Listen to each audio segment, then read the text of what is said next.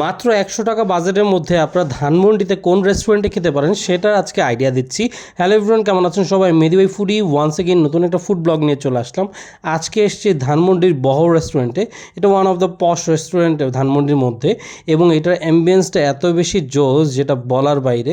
আপনি যখন যাবেন পুরো পরিবেশটাই আলাদা, এবং এখানে ক্রাউড অনেক কম আছে। আচ্ছা, যেটা বলছিলাম যে ১০০ টাকার মধ্যে আপনারা কীভাবে বাজেট ফ্রেন্ডলিভাবে খেতে পারবেন। আসলে ১০০ টাকার মধ্যে এখানে তেমন কিছুই নেই। এখানে মিনিমাম আপনাকে 395 টাকা ব্যয় করতে হবে যে কোনো আইটেম খেতে হলে। এর নিচে আমি কোনো আইটেম দেখিনি। এই যে এই জিঞ্জার ড্রিঙ্কসটা দেখছেন, এটার দামও হচ্ছে 395 টাকা, এবং এটা ইম্পোর্টেড ড্রিঙ্ক। এবং আলাদা যে আইটেমগুলো আছে প্রত্যেকটা আসলে এক্সক্লুসিভ, খেতে অসাধারণ। এখানে আমার সবচেয়ে ভালো লেগেছিল বহ স্পেশাল রাইস চিকেন পাত্তা, মানে প্রত্যেকটা আইটেমই না আমার কাছে আলাদা আলাদাভাবে অনেক বেশি ভালো লেগেছে। আমার কাছে কেশোনাট সালাদ সবসময় ভালো লাগে, তাদের কেশোনাট সালাদটাও অনেক মজা ছিল, এবং প্রত্যেকটার প্রাইস 695-75 টাকার মতো করে। সো আপনি যদি বড় রেস্টুরেন্টে খেতে যান, অবশ্যই আপনাকে বাজেট ফ্রেন্ডলির কথাটা মাথা থেকে ঝাড়িয়ে নিতে হবে।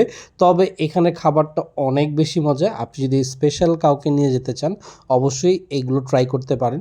তবে মাস্ট ট্রাই আইটেম হচ্ছে চিকেন পাত্তা, যেটা আমরা হচ্ছে চাউমিনের মতো খেতে, এবং খেতে আসলে অনেক বেশি দারুণ।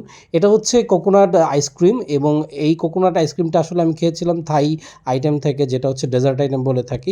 এখানে হচ্ছে ম্যাঙ্গো স্টিকি রাইসটা, ওটার সাথে নর্মালি কোকোনাট আইসক্রিমটা দিয়ে থাকে। এখানে সব কিছু আলাদা। যদি আইসক্রিম লাভার হয়ে থাকেন বা ডেজার্ট লাভার হয়ে থাকেন, তাহলে এই আইটেমটা যে কোনো জায়গায় গেলেই ট্রাই